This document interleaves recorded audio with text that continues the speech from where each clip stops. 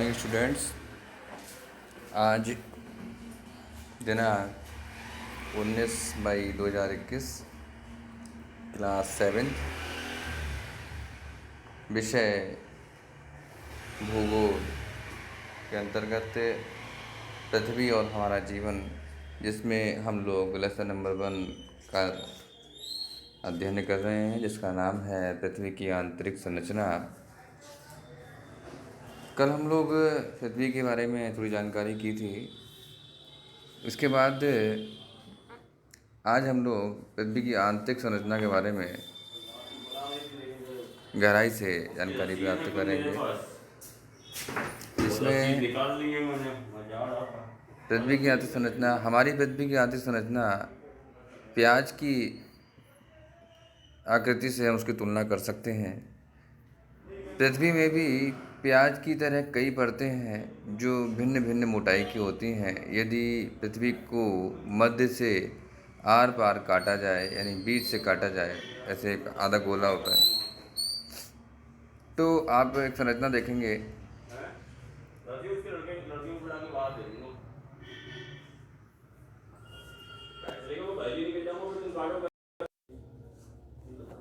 तो आप जानेंगे कि पृथ्वी कुछ भागों में विभक्त है। जैसा कि आपको चित्र में दिखाई दे रहा होगा, सबसे ऊपरी भाग, जिसको हम लोग लिथोस्फीयर कहते हैं, उसे क्रस्ट भी कहा जाता है। क्रस्ट सबसे ऊपरी भाग है जिसमें सभी जीव जंतु निवास करते हैं। ये सतह बनाता है, ठीक है भैया, ऊपरी सतह बनाता है। उसके बाद इसका आप बीच का भाग अगर देखें तो उसको हम लोग मेंटल बोलते हैं। क्या बोलते हैं? मेंटल। मेंटल की देखिए कितनी सारी लेयर्स हैं, ठीक है। तो मेंटल को भी देखिए, ऊपरी मेंटल होता है और निचला मेंटल होता है। ऊपरी मेंटल और निचला मेंटल, ठीक है, मेंटल है। उसके बाद आप देखेंगे कोर।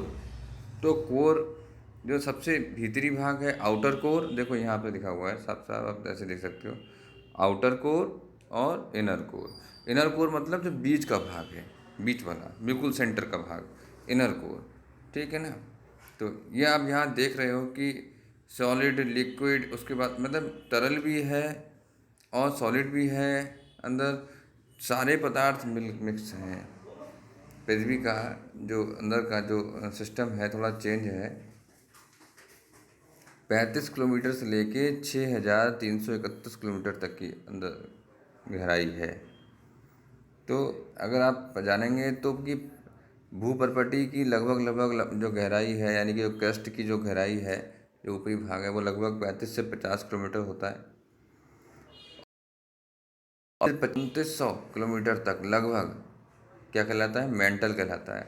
और फिर 2900 किलोमीटर से लेकर 6,371 किलोमीटर लगभग का जो भाग है वो उसका कोर कहलाता है पृथ्वी का। तो इतनी जो हमारी अगर टोटल देखा जाए तो कितना हुआ? तो 6,371 किलोमीटर की लंबाई है पृथ्वी की गहराई का। जो त्रिज्या है वो 6,300 किलोमीटर, 6,371 किलोमीटर है।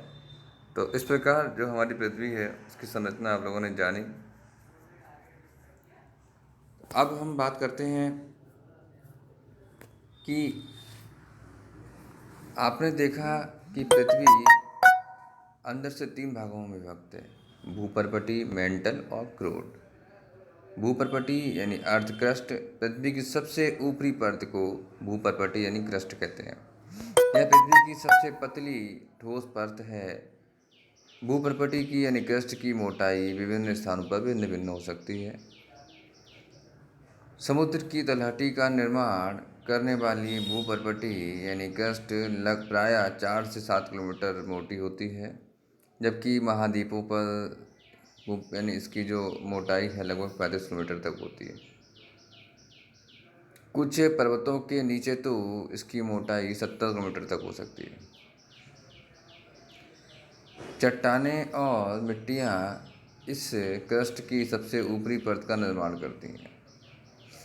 इसे सिलिका, एल्युमिनियम पदार्थों की अधिकता के कारण इस परत को सियाल भी कहा जाता है। यहाँ पे अगर मैं आपको बता दूं तो ये तीन पूरी पृथ्वी की जो आपने देखा ना त्रिज्या, यानी कि जो जो उसमें वो विभक्त है, तीन में विभक्त है। क्या है? Crust, mantle core. ऐसे ही अगर आप तत्वों के आधार पर देखें तो इनको बोलते हैं, सबसे ऊपर वाले को बोलते हैं सियाल, बीच वाले को बोलते हैं सीमा, और सबसे अंदर वाले को बोलते हैं निफे।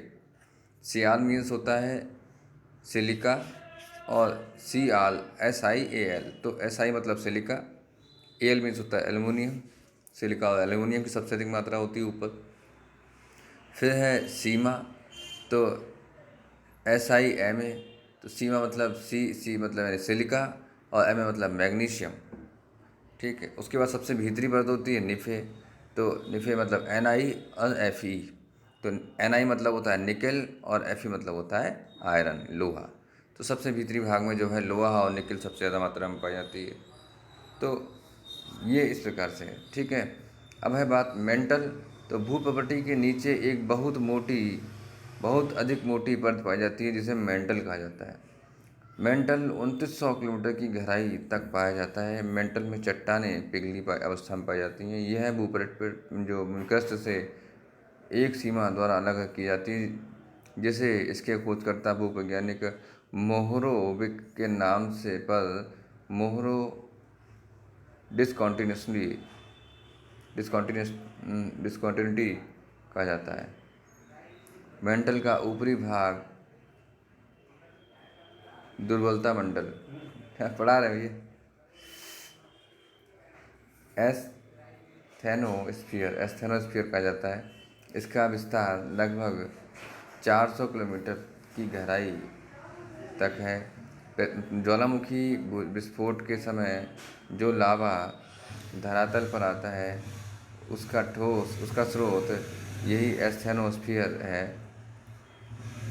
मेंटल का ऊपरी 700 किलोमीटर तक का भाग ऊपरी मेंटल तथा शेष जो भाग है वो निचला मेंटल कहलाता है। ठीक है, यानी लोअर मेंटल कहलाता है। इसमें मैंने आपको बताया था कि सिलिका और मैग्नीशियम पदार्थों की अधिकता के कारण इसे सीमा कहा जाता है। इसे सीमा कहा जाता है। कोर, अब तीसरा हमारा लास्ट है कोर। कोर पृथ्वी का सबसे भीतरी भाग करोड यानी कोर कहलाता है। कोर और मेंटल की सीमा 2900 किलोमीटर की गहराई पर है। कोर भी दो भागों में विभक्त है, आउटर कोर और इनर कोर। आउटर कोर तरल अवस्था में है जबकि इनर कोर ठोस अवस्था में है। कोर बाहरी पदार्थों मुख्यतः लोहे तथा निकल से बना हुआ है। बाहरी धातुओं जैसे निकल और लोहे से बनी होने के कारण इस पदार्थ को निफे भी कहा जाता है। क्या कहते हैं? निफे मतलब निकल और फेरस यानी आयरन, इसको निफे बोलते हैं। ठीक है, इस प्रकार आप लोगों ने आज ये जाना। अभी इसी के आगे हम चर्चा करते हैं आज के प्रश्नों की श्रृंखला में हम देखें तो आज का हमारा प्रश्न है कि ज्वालामुखी विस्फोट से निकलने वाला लावा कहाँ एकत्र रहता है। तो इसका उत्तर है कि ज्वालामुखी विस्फोट में निकलने वाला लावा होगा, यहाँ पर लावा पृथ्वी की सतह पर जमा होता है। ठीक है, लोहा नहीं लावा है। और दूसरा प्रश्न हमारा घाव वाला, पहले जो हमारा पहले का घाव चल रहा है। आग्नेय शैलों की विशेषताएं लिखिए। तो आग्नेय शैलों की निम्नलिखित विशेषताएं होती हैं। ये शैल कठोर होती हैं, अन्न अपरदन कम होता है, यानी जो अनाज है वो कम उगता है इनमें।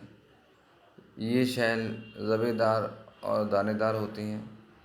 इन यहाँ पे मैंने बोला है अन्न अपरदन कम होता है। अपरदन मतलब होता है क्षरण, अन्न का क्षरण कम होता है।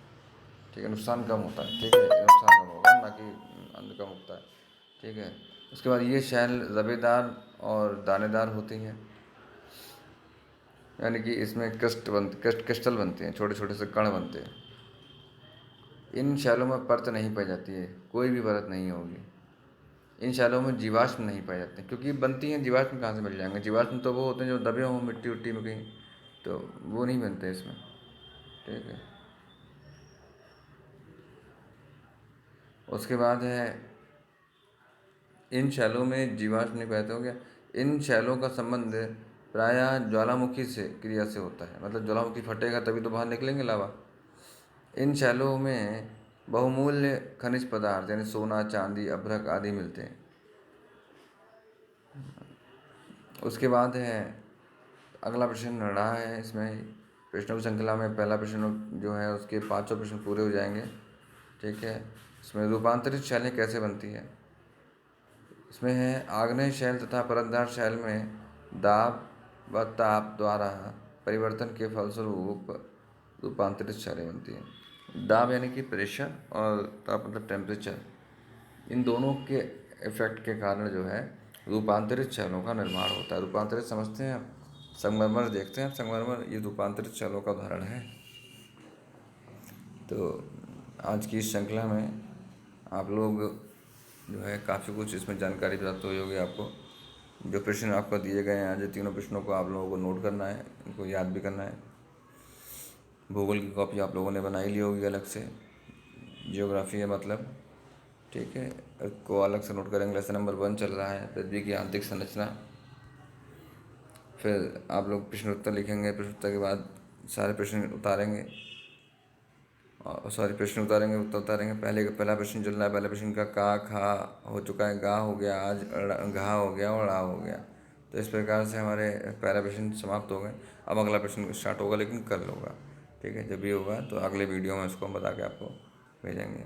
ठीक है, धन्यवाद।